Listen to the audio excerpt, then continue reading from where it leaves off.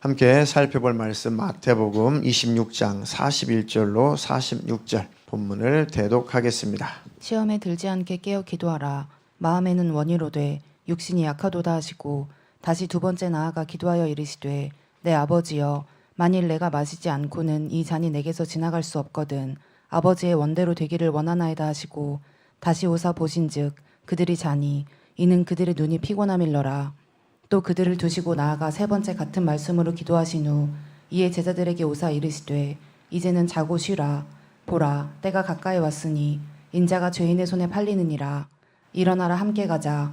보라 나를 파는 자가 가까이 왔느니라. 아멘. 설교 제목 두 번 같이 읽겠습니다. 시작. 일어나 예수님과 함께 가자.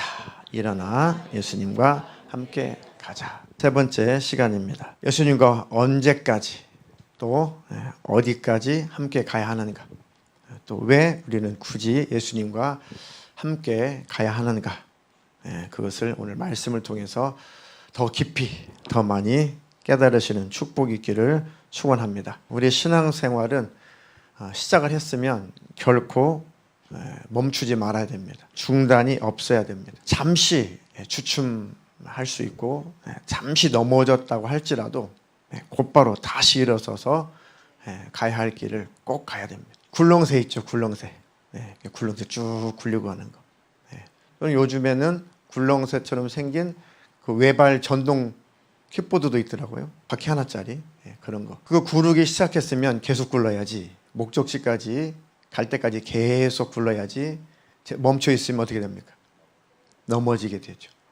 이와 같습니다. 우리 신앙생활도 예배 생활, 기도하는 것, 모임, 또 하나님의 일에 동참하는 것, 이런 모든 신앙 활동들이 계속 연속적으로 이어져야 우리가 믿음에서 떠나지 않습니다. 우리 마음은 내버려 두면 굳어지기 쉽습니다. 어둠이 차고 들어오기 쉽습니다. 또 눈에 보이지 않는 이 어둠의 영들, 악한 영들은 늘 우리를 믿음에서 떠나게 하려고 유혹하고 미혹하고 의심을 갖게 만들고 끝없이 우리를 공격하죠. 우리는 늘 천성을 향해서 주님과 함께 끊임없이 가야 할 길을 계속 가야 되는 겁니다. 하나님께서 우리를 부르신 첫 번째 목적, 궁극적인 목적이 뭐라고 말씀드렸습니까? 뭐니 해도 우리의 영생입니다. 우리의 구원. 하나님께서 우리에게 부르신 첫 번째 목적, 궁극적인 목적은 구원을 받아 하나님 나라 천국에서 영생을 누리는 것입니다. 목적 때문에 여러분들도 예수님을 안 떠나시는 거잖아요. 요한복음 3장 16절 한 절 읽겠습니다. 하나님이 세상을 이처럼 사랑하사 독생자를 주셨으니 이는 그를 믿는 자마다 멸망하지 않고 영생을 얻게 하려 하심이라. 아멘. 하나님이 세상을 이처럼 사랑했다. 얼마만큼 사랑하셨대요? 독생자를 주실 만큼. 그 독생자는 어떤 희생을 당하셨나요? 그냥 이 땅에 오신 것 자체가 고난입니다. 그러니까 이사야는 그냥 고난의 종으로 왔다 그랬습니다. 고난의 종. 하나님이 이 땅에 오신 것 자체부터가 그 자체가 고난입니다. 그런데 온갖 고초를 당하시고 수모를 당하시고 결국 십자가에서 피 흘려 죽음을 맛보시기까지 이렇게 우리 죄악의 문제, 멸망의 문제, 지옥 갈 문제를 그렇게 해결하실 만큼 이처럼 우리를 사랑하셨다. 그리고 하나도 멸망하지 말고 지옥 가지 말고 천국에 들어오라는 것이죠. 그것이 바로 하나님께서 우리를 부르신 목적. 그 다음에 그 은혜를 경험했다면, 그렇게 구원을 받았다면 우리는 성령에 이끌려서 자연스럽게 어떤 삶을 살고 싶어 합니까? 어떤 삶을 살고 싶어? 하나님을 경험하면 그 하나님을 알게 되면 그 하나님을 자랑하고 싶죠. 여러분들께서 남편을 늘 자랑하고 싶은 것처럼, 아내를 늘 자랑하고 싶은 것처럼, 우리 하나님을 경험하면 하나님은 어떤 분이시라고 우리가 이렇게 하나님을 소개하죠. 그것을 간증이라고 하는 겁니다. 그러니까 간증은 하나님께 영광을 돌리는 겁니다. 하나님이 이렇게 하셨습니다. 하나님은 참 사랑이십니다. 하나님은 선하십니다. 하나님 너무 거룩한 분이십니다. 하나님께 기도했는데 하나님이 이렇게 응답하셨고 내 문제를 해결하셨습니다. 이게 바로 하나님의 영광을 드러내는 겁니다. 구원받은 우리 하나님께서 또 부르신 목적, 구원받았으니 그 하나님을 나타내라. 그 하나님을 반사해내라. 그러면 여전히 어둠 가운데 있는 사람, 하나님을 알지 못하는 사람들이, 또 내 가족들이, 내 이웃들이 나를 통해서 내가 빛이 되어서 하나님을 나타내는, 바로 그 예수 그리스도를 나타내는 빛이 되는 것이죠. 그게 고급스럽게 하나님이 우리를 사용하시려고 우리를 부르신 것이다. 우리는 하나님의 형상대로 지음을 받았으니까 아담 이후에 그 바싹 깨져버렸지만 성령 받고 나서 우리의 심령이, 우리 속사람이 다시 하나님의 그 형상으로 회복되어 가는 것입니다. 하나님의 천국에 들어가면 육신을 벗어버리고 가기 때문에 하나님의 형상, 처음 창조하셨던 하나님의 그 아름다운 그 형상대로 우리는 완전히 회복되는 겁니다. 지금 육신이 있어서 하나님의 영광을 가리기도 하고, 육신이 있어서 실수하기도 하고, 야, 예수 믿는 사람들이 그래? 라고 핀잔도 듣기도 하죠. 야, 교회 다니면 그러면 안 되는 거 아니야? 라고 우리가 세상에서 욕도 먹고 있긴 하지만, 그래도 다시 일어나서 하나님의 그 거룩함을 나타내려고 노력은 하죠. 근데 믿지 않는 자들은 그런 노력 자체를 알지도 못하고 할 수도 없죠. 그러니까 우리가 예수를 믿는 자나 믿지 않는 자나 육신을 가졌으니 때로는 실수도 하고, 예수님을 안 믿는 사람들보다 인격적으로 더 못날 수도 있고 더 흠이 많을 수도 있습니다. 그래도 우리는 그러니까 더 예수님을 붙잡는 것이고, 그 예수님의 거룩함을 나타내려고 더 힘쓰고 기도하는 것입니다. 믿지 않는 자들은 그 자체의 노력이 아예 없죠. 그것이 다른 것입니다. 이처럼 하나님께서 우리를 부르신 것은 하나님의 그 형상이 계속 회복이 되어서 수많은 사람들에게 그 하나님을 하나님 나타내고 싶은 겁니다. 여러분들 하나님의 형상을 나타내고 계시죠? 제일 먼저 어디서 나타내라고요? 먼저는 가정에서 하나님의 형상을, 하나님의 영광을 나타내자. 하나님 부르심은 우리의 구원, 두 번째는 구원받고 하나님을 만나고 하나님을 경험하니까 하나님 너무 좋단 말이에요. 그러니까 다 인상 쓰고 찡그렸던 사람들이 변화되기 시작합니다. 저는 어린아이들이 어릴 때 참 귀찮았거든요. 근데 예수님 믿고 나서 변화된 것 중에 하나가 아이들이 너무 귀엽고 너무 이쁜 거예요. 세상 사람들이 참 불쌍하게 느껴지고 가련하게 느껴지고 아등바등 살아가는 모습이 참 이렇게 불쌍하게 느껴집니다. 하나님께서 그런 가슴을, 그런 마음을 우리 주시는 거죠. 연약하고 때때로 단점도 많고 부족하지만 그래도 우리가 틈틈이 하나님을 나타내려고 하죠. 그 노력 속에서 사람들은 하나님을 보는 겁니다. 야, 저 사람은 뭐 사람이니까 저렇게 실수도 할 수 있고 사람이니까 저렇게 또 말할 수 있지만 그래도 뭔가 교회를 다녀서 그러는 건지 예수님을 믿어서 그런 건지 뭔가는 좀 다르다. 뭔가는 그래도 막 이렇게 노력한다. 뭔가 있나 보다. 진짜 신이 있나 보다. 저 사람이 믿는 예수가 정말 있나 보다. 그러니까 저 사람이 바보가 아닌데 저렇게 살려고 하지.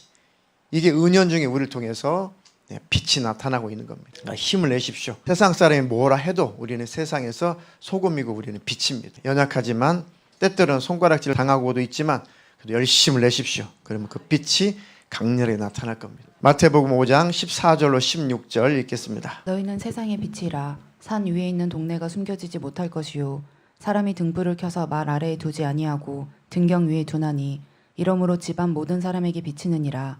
이같이 너희 빛이 사람 앞에 비치게 하여 그들로 너희 착한 행실을 보고 하늘에 계신 너희 아버지께 영광을 돌리게 하라. 아멘. 너희는 세상의 빛이 되라가 아니라 빛이다. 세상에서 빛이다. 아무도 너희를 숨길 수 없다. 너희를 못 알아보지 못하게 하라. 너희 안에 내가 있다는 것을, 우리 안에 예수님 있다는 것을 아무에게도 속일 수 없을 것이다. 그러니까 우리의 삶 속에 아무리 예수님을 내가 가리려고 해도 우리 안에서 예수님이 발산되고 나타난다는 겁니다. 더욱더 그 예수님 나타내려고 노력한다면 얼마나 예수님의 강렬한 생명의 빛이 나타나겠냐. 그러니까 예수님의 그 빛을, 생명의 빛을 발산하는 빛이 되기를 주님의 이름으로 축복합니다. 이렇게 우리를 고급스럽게 하나님께서 부르신 겁니다. 빛이 되게 하시려고. 여러분들이 가정에 들어가면 가정이 환해지죠. 여러분들이 가는 곳곳마다 사람들의 얼굴이 밝아지죠. 환해지죠. 그게 바로 빛입니다. 혹시 여러분들이 가면 사람들의 얼굴이 어두워지는 건 아니죠. 별것 아닌 것 같지만 이렇게 하나님께 우리를 사용하시려고 우리를 부르셨다. 거기에서 하나님이 멈추지 않으시고 또 우리를 어디까지 깊이 들어가는가, 어디까지 우리를 끌고 가시는가, 어디까지 하나님께서 우리를 함께 가기를 원하시는가. 하나님 나라를 위해서 그 나라가 완성되는 일에, 그 영광스러운 일에 우리를 동역자로 쓰시고 하나님의 그 일에 동참하는 자리까지 우리를 이끌어 가십니다. 거기가 신앙생활의 마지막 종착역이고 하나님이 은혜 주시고 기회 주시면 순교도 하는 겁니다. 그 믿음까지 끌고 가는 겁니다. 구원받았냐? 아멘. 그럼 구원받았으면 어떻게 살아야지? 하나님 나타나면 살아야죠. 하나님 영광 나타나면 살아야죠. 아, 그래, 참 잘하고 있다. 그리고 내가 너 조금 더 고급스럽게, 조금 더 깊이 너를 끌고 들어가고 싶은데, 영적으로 어디까지 들어가고 싶은데요? 내가 하나의 나라를 완성하는 일에, 그 일에 함께 동참하기로 원한다. 그 일에 내가 너를 동역자로 삼고 싶다. 내가 널 일꾼으로 삼고 싶다. 그건 조금 우리 교회가 다 그런 건 아니지만 많은 분들이 딱 여기서 멈칫. 하나님 선 넘지 마세요. 여기까지 그만하세요. 이제 여기까지 했으면 됐죠. 더 원하지 마세요. 요거 돌파해서 나가자는 겁니다. 수련회 끝나고 이걸 조금 더 돌파해 가보자. 한 걸음 더 가까이 하자. 한 걸음 더 가까이 가신 분도 계시지만 한 걸음 더 뒤로 가신 분도 계시죠. 그래서 다시 일어나셔서 그 앞에 한 걸음 더 가까이 가시기를 주님의 이름으로 축복합니다. 빌립보서 2장 13절로 14절. 너희 안에서 행하시는 이는 하나님이시니 자기의 기쁘신 뜻을 위하여 너희에게 소원을 두고 행하게 하시나니 모든 일을 원망과 시비가 없이 하라. 너희 안에서 행하시는 이는 하나님이시다. 자기의 기쁘신 뜻을 위하여 너희로 소원을 두고 행하게 하신다. 우리 안에 소원을 주신다. 강압적으로 조작하지 않고 로봇처럼 쓰지 않고 우리 안에 인격적으로 하고 싶은 마음을 주신다는 거예요. 그러니까 때때로 하나님의 일이 더딘 것 같아도 그건 하나님의 끝없는 변치 않는 하나님의 자존심이에요. 하나님은 절대 가슴 찢고 마음 찢고 들어와서 역사하지 않습니다. 늘 노크를 하시죠. 내 마음의 문을 열어라. 내가 너에게 마음에 내 일을 할 수 있도록 내가 소원을 불러 넣어 주었다. 그러니까 네가 내 소원을 알고 움직여 달라. 그래서 계속 우리에게 하나님께서 소원을 주시는 겁니다. 다른 표현으로 성령께서 감화하신다는 겁니다. 느끼게 해주시는 겁니다. 하나님의 생각이 무엇인지, 뜻이 무엇인지, 하나님의 목적이 무엇인지 늘 하나님께서 우리 안에 감화하셔요. 느끼게 해주신단 말이죠. 그게 바로 소원을 주시는 겁니다. 그래서 우리가 직분도 감당하고 전도도 하고 충성도 하고 또 빚도 없이 값도 없이 섬기고 봉사도 하는 것이죠. 이 모든 일은 이제 원망과 시비가 없이 하라. 자원하에서 하는 사람들은 원망이 없습니다. 시비가 없어요. 근데 억지로 하면 늘 왜 나만 해? 왜 나만 하는 거야? 늘 원망과 시비가 많아요. 근데 정말 누가 하든지 안 하든지 하나님께 주신 소원을 따라서 하는 사람은 기쁨으로 합니다. 원망이 없어요. 시기가 없습니다. 시비가 없습니다. 그냥 기쁨으로 하는 겁니다. 그냥 그 자체로 하나님 일에 동참했다는 것이 너무 즐겁죠. 저나 여러분들이 하나님 앞에서 이렇게 하나님 일에 동참하기를 주님의 이름으로 축복합니다. 이렇게 교회가 이렇게 가고 싶은 겁니다. 그래서 조금 더딘 것 같아도 정말 하나님 앞에서 우리도 인격적으로 잘 자라가 보자. 그런데 좀 하나님 마음 답답하시지 않게 좀 빠른 걸음으로 가보자. 아멘이십니까? 네, 그렇게 살기에는 그렇게 세상 살아가는 것이 영적 생활이 그렇게 녹록하지 않습니다. 갈수록 세상은 어두워지고 또 거칠어지고 험해지고 죄악은 갈수록 늘 쓰나미처럼 이 세상에 밀려오고 있습니다. 신앙생활에 방해하는 일들이 너무 많죠. 예수님을 믿고 그 구원을 유지하는 것, 미리 연약한 사람들은 그것도 버거울 수 있습니다. 하나님의 영광을 나타내는 삶, 연약하면 그것도 버거울 수 있습니다. 하나님의 동참하는 삶, 미리 연약하면 힘들 수 있습니다. 거기에다가 또 세상은 갈수록 어둠의 영들이 더 거칠게 일하고 역사를 하죠. 그래서 주님이 함께 가시겠다는 겁니다. 그래서 우리 주님이 함께 동행해 주시겠다는 겁니다. 하나님께서 우리와 함께 계신다. 그 말씀이 맞죠. 근데 제가 설교를 준비하면서 곰곰이 생각해 봤습니다. 근데 하나님께서 내가 너와 함께 한다. 함께 한다. 그럼 하나님 뭐 하라고요? 내가 너와 함께 하는데 내가 너와 함께 해서 하는 일들은 나의 일들은 내가 너를 통해서 할 거야. 그러니까 네가 해줬으면 좋겠어. 이런 메시지였어. 난 언제나 그냥 하나님을 막 따라가고 지시하면 지시하는 것만 하고 이렇게 좀 피동적이고 수동적인 자세로만 생각을 했는데 조금 더 성경을 보니까 아니, 하나님 그 수준이 아니라 우리에게 지각을 주셔서 우리 지혜를 주셔서 선택할 권한을 주셔서 하나님의 생각과 뜻을 알게 하시고 우리로 하여금 기쁨으로 자원함으로 하나님의 일을 하게 하시더라는 겁니다. 그런데 네가 부족하고 힘이 없고 지혜가 없으니까 내가 함께해서 지혜도 부어줄 거고 때때는 아이디어도 줄 거고 너에게 힘과 능력을 내가 부어줄 거야. 그렇게 하나님의 일을 하게 하시더라는 거죠. 왜 굳이 그렇게 천사시키면 되잖아요. 자기가 전능자니까 자기가 한마디만 다 끝낼 수 있잖아요. 모든 일들을. 물론 영혼의 구원은 하나님께서 다 구원받아라. 그 되는 것은 아니지만 인격이 있으니까. 하나님의 그 일들을 하나님께서 능히 하실 수 있고 천사들을 통해서 하실 수 있지만 왜 굳이 하나님은 우리와 함께 하시고 우리를 앞세워서 우리를 일하게 하시는 거예요. 거기까지 하나님이 우리를 깨우치시고 영적으로 깊이 들어가게 하시려고 하는 겁니다. 세상은 지금 창조 질서가 계속 깨어져 가고 있습니다. 모든 것이 다 반대로. 세상이 갈수록 어두워져 갑니다. 비성경적이고 반성경적인 가르침들이 너무 많습니다. 그렇게 세상은 점점점 신앙생활 하기에, 성경적으로 살기에는 너무 버거운 그런 세상으로 점점점 끌려가고 있습니다. 근데 그리스도인들이 그 힘이 들죠.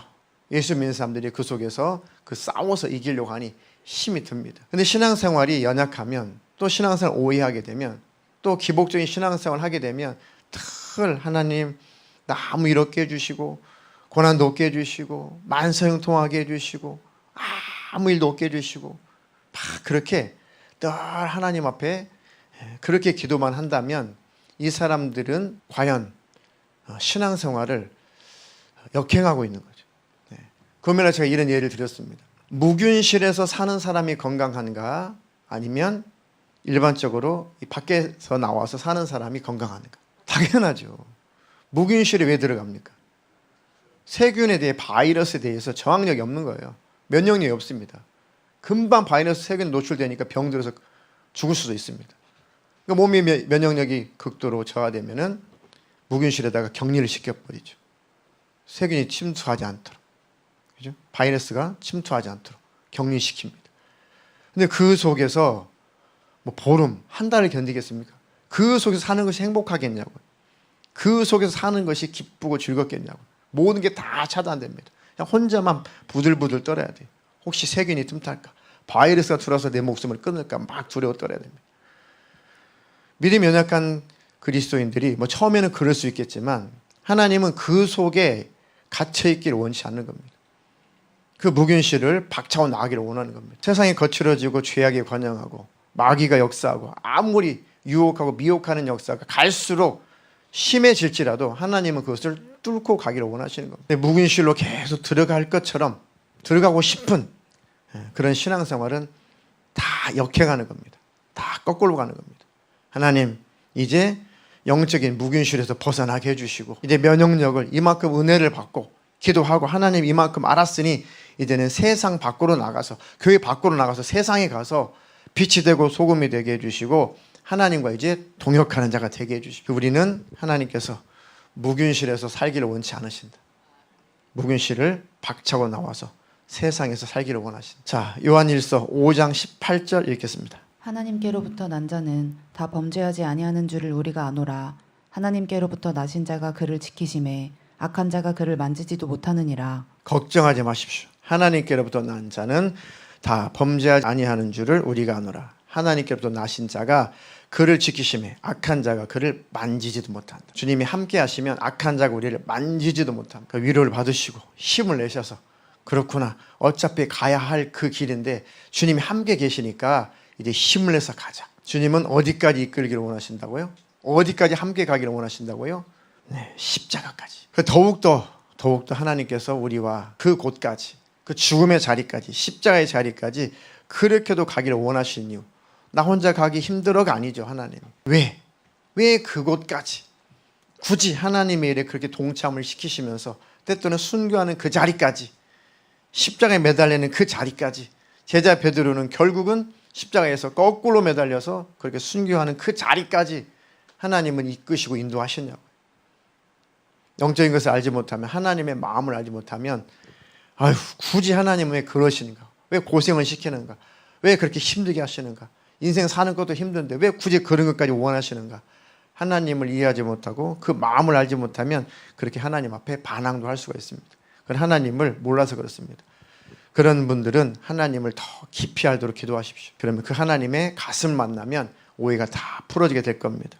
왜 굳이 교회에서 반찬을 준비해서 와야 되고, 또 찬양대에 찬양을 서야 되고, 차량 운행을 해야 되고, 직분을 감당해야 되고, 또 상담을 해야 되고, 목회는 해야 되고, 목양실장은 왜 있는 거고, 셀장과 실장은 왜 있는 거고, 왜 하나님이 그런 일들에 하나님께 우리를 사용하시고 우리를 이끌어서 그 일에 동참하게 하시는 거예요. 가장 사랑하는 자에게 하나님은 가장 좋은 것을 주시려는 거예요. 가장 신뢰하고 가장 믿을 만한 사람들에게, 그들에게 하나님의 일에 동참을 시키는 겁니다. 믿고 맡기는 겁니다. 그건 신뢰요, 신뢰. 그리고 하나님 나라를 기업으로 우리에게 주시려는 겁니다. 하나님 나라가 완성되면 그 하나님 나라에 동참한 자들이 영광스럽게 상도 받고 영광스럽게 멸류관도 받고 하나님 앞에서 영광스러운 칭찬도 받게 하려고 하시는 거예요. 영생은 다 같은 영생이지만 하나님 나라에서 누릴 영광은 다 다릅니다. 땅에서 심은 대로 하나님 앞에 행한 대로 갚아주시는 것이고 하나님 나라 천국에서는 모든 사람들이 누릴 영광은 다 달라요. 근데 그게 차등이냐? 그게 차별이냐? 아니요, 그건 공평입니다. 심는 대로, 힘쓰는 대로 열매를 거두는 것이고 심는 대로 거두는 것은 공평이죠. 아무것도 안 하는 사람과 하나님에 동참하는 사람과 하나님 나라에서 상과 멸류관이 달라야 공평이죠. 영생이라고 하는 것은 똑같은 거지만 하나님께서 주시는 칭찬과 상과 멸류관은 달라야지 공평입니다. 그게 공평이잖아요. 열심히 일하는 사람과 그냥 아무 일도 하지 않고 사는 사람과의 삶이 당연히 차이가 있죠. 그게 공평입니다. 하나님은 공평하신 분이에요. 공평하시다고 하니까 다른 저 사람은 굉장히 이런 큰 재능이 있는데 그 대신에 그 사람에게는 저런 재능이 없고 그 재능이 없는 것은 나에게 있으니까 하나님은 공평하신 분이야. 그거는 공평이 아닙니다. 하나님은 한 사람에게 무수한 재능을 줄 수도 있습니다. 나에게 하나의 재능을 줄 수가 있습니다. 그렇다고 하나님께 공평하시지 않느냐? 아니에요. 하나님은 그 깊으신 뜻대로 쓰시려고 재능을 주시는 것뿐입니다. 공평이라고 하는 것은 하나님 앞에서 행한 대로 하나님 갚아주시는 것이 공평이죠. 하나님 나라, 그 나라가 완성되는 일에 하나님께서 동참하게 하시고 결국은 동참한 만큼 다 하나님 나라에서 기업을 우리에게 주시는 겁니다. 이해가 되십니까? 하나님을 사랑하는 자, 하나님 믿고 따르는 자, 하나님과 친밀한 자, 그 하나님의 자녀들에게 하나님 나라에서 귀한 것 주시려고 하는 겁니다. 영원한 것, 그 영광스러운 것을 동참하는 동역자들에게, 자녀들에게 주고 싶은 겁니다. 물론 우리가 예수님 믿고 하나님의 천국에 들어가게 해주신 것만으로도 영원한 감사죠. 그런데 하나님의 마음을 내다보고 하나님의 가슴속 조금 더 들어가 보면 하나님은 그보다도 더 잘 되기를 바라시는 거예요. 더 영광스럽기를 바라시는 거예요. 기왕이면 하나님 나라에서 하나님이 준비하신, 예비하신 그 멸류관도 받아 쓰기를 원하시는 게 아버지의 마음이더라 이겁니다. 하나님은 그 수준까지 우리를 끌고 가시는 겁니다. 그래, 나와 함께 가자. 나와 함께 동역하자. 나와 함께 내 나라를 건설하고 바로 그 나라의 유업을 내가 너에게 줄게. 너는 나의 후계자니까. 하나님 나라의 후계자가 누구라고요? 우리라니까. 그럼 우리는 우리나라의 우리 일을 하고 있는 겁니다. 하나님 나라, 우리나라인 하나님 나라의 일을 우리가 하고 있는 겁니다. 그랬다고 하나님께서 상도 주시고 칭찬하시고 멸류관도 주신다는 거예요. 그 영광스러움은 영원하다는 거예요. 야고보서 1장 17절 새번역 버전을 한번 읽어보겠습니다. 온갖 좋은 선물과 모든 완전한 은사는 위에서 곧 빛들을 지으신 아버지께로부터 내려옵니다. 아버지께는 이러저러한 변함이나 회전하는 그림자가 없으십니다. 온갖 좋은 선물과 모든 완전한 은사는 위에서 곧 빛들을 지으신 아버지께로부터 내려온다. 하나님은 온갖 좋은 선물, 온갖 좋은 은사를 하나님께서 다 부어주시고 우리를 동참하게 하시고 영광스러운 멸류관을 받게 하신다. 천사들에게 주시려고 하시는 것이 아니라 우리에게 주고 싶어 하시고 그 신령한 눈이 열리기를 주님의 이름으로 축복합니다. 그 상급 멸류관을 바라보지 않더라도 우리 신앙 양심이 살아나면 주님 일에 동참하고 싶습니다. 그렇잖아요. 꼭 그 대가를 바라서가 아니라 십자가의 그 은혜가 늘 우리 안에 스며들면 그 은혜가 내 안에 늘 젖어들면 하나님의 그 일에 기쁨으로 동참하고 싶습니다. 하나님이 좋고 하나님이 사랑스럽고 하나님의 그 일에 함께하고 싶어집니다. 그래서 하나님께서 그 모든 일에 멸류관으로 또 갚아주신다는 거예요. 디모데후서 4장 7절 8절도 읽겠습니다. 나는 선한 싸움을 싸우고 나의 달려갈 길을 마치고 믿음을 지켰으니 이제 후로는 나를 위하여 의의 멸류관이 예비되었으므로 주 곧 의로우신 재판장이 그날에 내게 주실 것이며 내게만 아니라 주의 나타나심을 사모하는 모든 자에게도니라. 아멘. 이렇게 고백한 사도 바울이 성경 보면 억지로 겨우 하기 싫은데 또는 멸류관 받으려고 상 받으려고 그런 구절들이 없죠. 사도 바울은 너무 은혜를 깊이 받은 거죠. 너무 하나님을 깊이 만나는 겁니다. 이게 부러운 거죠. 하나님을 깊이 만나는 것. 하나님과 그만큼 가까운 것. 하나님의 일에 목숨을 초기와같이 버리면서 하나님의 일에 동참할 만큼 하나님을 경험했다는 것이 부러운 거죠. 안 부럽습니까? 부럽습니까? 네. 그것을 부러워할 줄 알아야 깨어있는 자입니다. 멸류관 같은 거 굳이 안 바랍니다. 겸손이 아니고 그것은 영적으로 무뎌져 있는 겁니다. 영적으로 끼어 있으면 살아나면 그 면류관이 탐나서가 아니라 정말 그 하나님의 일에 동참하고 싶다. 나는 과연 그렇게 자원하여 하나님의 일에 동참하고 싶은가? 나는 과연 하나님 앞에 한 걸음 더 가까이 가고 싶은가? 예수님께서 일어나라, 나랑 함께 가자. 그때는 어디예요? 죽음의 자리예요. 팔려가는 자리라고. 거기까지 예수님은 끌고 가고 싶은 겁니다. 왜? 혼자 가기 싫어서가 아니라 우리에게 영광스러운 면류관을 주시려고. 그 예수님 마음이 경험이 되는가? 그 예수님 마음이 헤아려지는가? 기도해 보십시오. 예수님이 그 마음을 부어줄 것입니다. 기쁨으로 즐거움으로 그 길을 가게 될 것입니다. 오지에서 많은 선교사님들이 여전히 힘쓰고 있어서 복음을 전합니다. 안식년이어서 나왔다가도 몇 달 좀 충전하다가 못 견디고 바로 그 오지로 또 들어갑니다. 왜 그러겠습니까? 그 안에 있는 그 불타는 그 열심, 하나님에 대한 그 열심, 하나님과의 그 친밀함 때문에 그냥 있을 수 없는 거예요. 바로 다시 그 죽음의 현장으로, 그 오지로 뛰쳐나가죠. 우리 그 전에 선배님도 이 러시아권에서 사역을 하시다가 그 가족들이 잠깐 집을 비는 사이에 가족들이 다 죽임을 당했습니다. 너무 충격을 받아서 잠깐 안식년을 얻어서 다시 한국에 돌아왔습니다. 그런데 그분이 1년이 뭡니까? 1년도 채 되지 않아서 자원해서 그 나라로 다시 갑니다. 다 말려서 더 회복되고 가면 또 그 트라우마 때문에 또 돌아올 거니까 아니야, 더 회복되고 가. 그리고 가면 너 사역 안 돼, 너무 힘들어. 그 땅 밟는 것조차도 너는 눌릴 거야. 그러니까 다른 나라 가서 상처가 없는 곳에 가서 그 선교하면 되잖아. 아니래. 나는 반드시 내 가족을 다 몰살시킨 나는 그 민족에 가서 그 나라에 가서 나는 복음을 전해야 돼. 원수를 갚는 것이 아니라 그곳에 생명을 전해가지고 싶어. 부럽죠. 그렇게 하나님을 깊이 안다는 것이, 그렇게 하나님을 사랑할 수 있다는 것이 정말 부럽죠. 부럽습니까? 사도 바울도 하나님의 그 가슴을 가진 겁니다. 이제 내가 다 모든 선한 싸움을 다 싸우고 달려갈 길을 마치고 믿음을 지켰다. 그런데 이제 이후로는 나를 위하여 의의 면류관이 예비되었으므로 주 의로우신 재판장이 그날에 내게 주실 것이며, 의롭다라는 것은 공의롭다, 공평하다는 뜻입니다. 공평하신 재판장이 그날에 내게 주실 것이다. 근데 나에게만 아니라 주님의 나타나심을 사모하는 모든 자에게 주실 것이다. 하나님 지금 우리를 여기까지 끌고 가기를 원하십니다. 나는 지금 어디까지 와 있는가? 내 믿음은 어디까지 도착했는가? 나와 예수님과의 관계는 어디까지인가? 주님은 나를 내 손잡고 지금 영적으로 어디까지 나를 끌고 들어오셨는가? 잘 오늘 여러분들이 냉철하게 한번 살펴보십시오. 자기 자신을 돌이켜 보십시오. 심어야지 거두는 것이 있습니다. 이해가 되십니까? 하나님과 함께 일해야지 하나님께 주실 바로 그 면류관이 있는 겁니다. 그런데 그것보다도 주님과 그렇게 친밀한 관계로 삶을 이 땅에서 살아간다는 것이 행복이 아니겠냐 이거죠. 그 행복 아닙니까? 주님과 친밀한 관계로 정말 주님의 일에 동참할 만큼 주님과 가깝다, 주님과 친밀하다, 주님의 일에 동참할 만큼 나와 주님과의 관계는 그렇다. 그 자체가 행복이겠죠. 그러니까 하나님께서 하나님의 일에 동참시키고 또 상급과 면류관을 주시는 것뿐만 아니라 그 삶 자체가 행복이니까.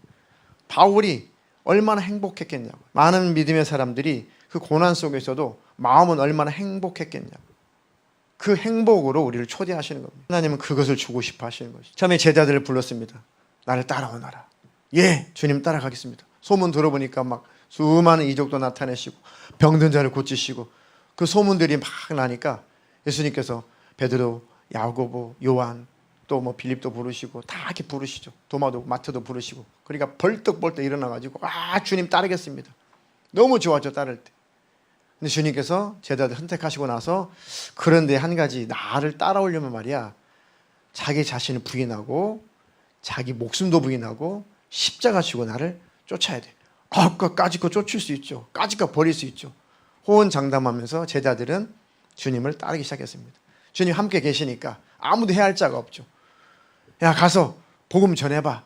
2명씩 짝을 지어서 전도 여행을 나갔는데 진짜 예수님의 이름으로 외치니까 막 귀신들이 떠나가고 병든 자들이 질병에서 또 일어나고 하니까 제자들이 너무너무 행복한 거죠. 너무 좋은 거죠. 예수님 쫓아갔더니 오병이요, 이 보리빵 5개, 물고기 2마리로 이 남자들만 장정들만 5,000명을 먹이시고 따라다니만 하죠. 막 풍랑을 만나가지고 배가 막 이제 물에 빠져가니까 예수님이 물 위를 걸어오셔가지고 바다야 바람아 잔잔해라 쫓아다니만 하죠 예수님. 그런데 예수님께서 이제 아무 능력이 없는 것처럼 이제 끌려간단 말이죠. 근데 예수님이 야, 나를 이제 파는 자가 온다. 나 이제 죽을 거야. 나 고난 당할 거야. 근데 같이 가자. 그때 제자들이 돌아서 버리죠. 근데 예수님 지금 거기까지 예수님은 끌고 가기를 원하시는 거예요. 그때는 몰랐어요 제자들이. 왜 이런 일이 벌어지는지. 이러려고 따라온 건 아닌데요. 내가 여기까지 같이 가려고 했던 건 아니에요 라고 다 도망갔습니다. 예수님이 저주하죠. 근데 그 예수님 부활하시고 계속 제자들 쫓아다닙니다. 나와 함께 가자. 나와 함께 가자. 결국은 제자들이 깨닫죠. 예수님이 정말 다시 살아나셨구나. 정말 우리와 함께 하신다는 거구나. 두려워할 게 없겠구나. 예수님이 영으로 성령으로 우리 안에 오셔서 우리와 함께 하시고 우리로 하여금 일을 하게 하시는구나. 주님은 우리를 일하게 하시고 그 주님 우리와 함께 하신다는, 우리 보장해 주시는구나. 그것을 깨닫고 간절히 기도하죠. 예수님 올라가신 다음에 진짜 예수님이 성령으로 사람들의 심령 안에 확 들어오십니다. 예수님의 가슴을 만나니까 못 견디는 거죠. 예수님의 그 마음을 만나니까 못 견디는 거죠.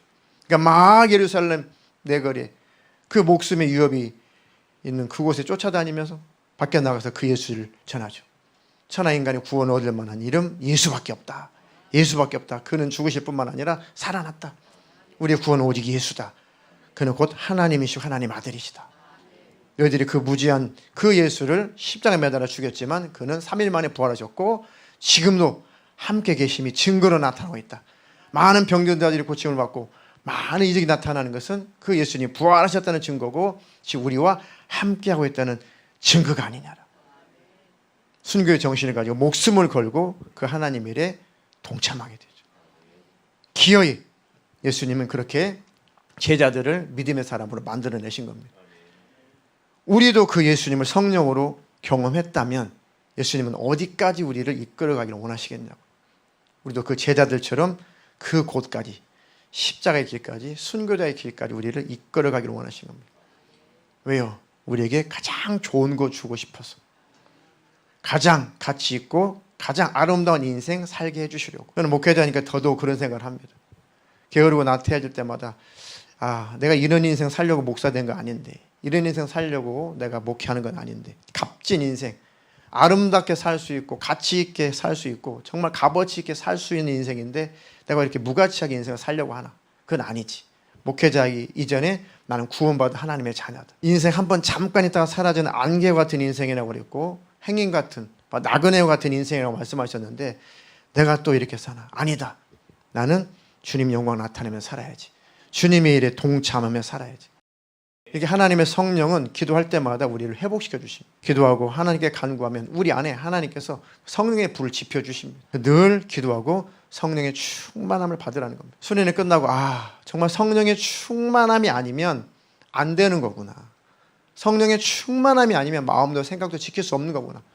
그러니까 끝까지 우리는 성령의 충만함을 유지해야 되는 거구나.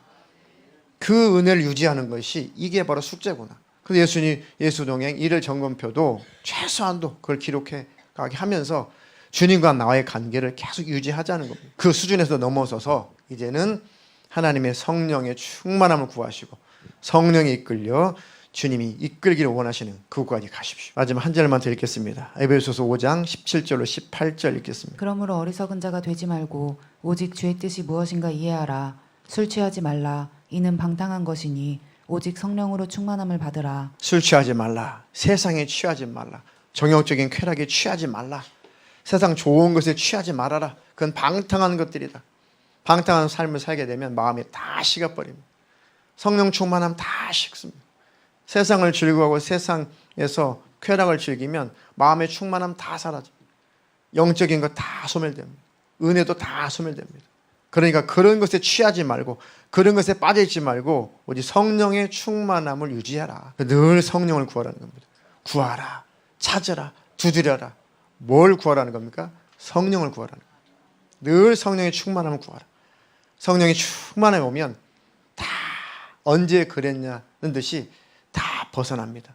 세상에서 벗어나고 정욕적인 삶에서 벗어나고 세속적인 삶에서 다 벗어납니다. 순간 벗어납니다.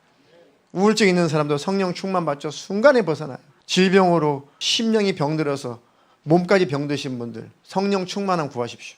심령이 회복되면 몸은 그냥 회복됩니다. 바로 회복됩니다. 악한 영의 역사라면 성령 충만할 때 지가 알아서 다 떠납니다. 떠나가라 하지 않아도 성령의 충만함을 받으면 귀신들은 다 떠나가게 되어 있습니다. 빛이 오면 어둠은 사라지게 되어 있습니다. 하나님 지금 그 최소한도 그 수준까지 우리를 끌고 가기를 원하십니다. 거기까지 함께 가기를 원하십니다. 나와 함께 가자. 내 일에 동참할 만큼 그 믿음으로 이제 자라나기를 주님의 이름으로 축복합니다.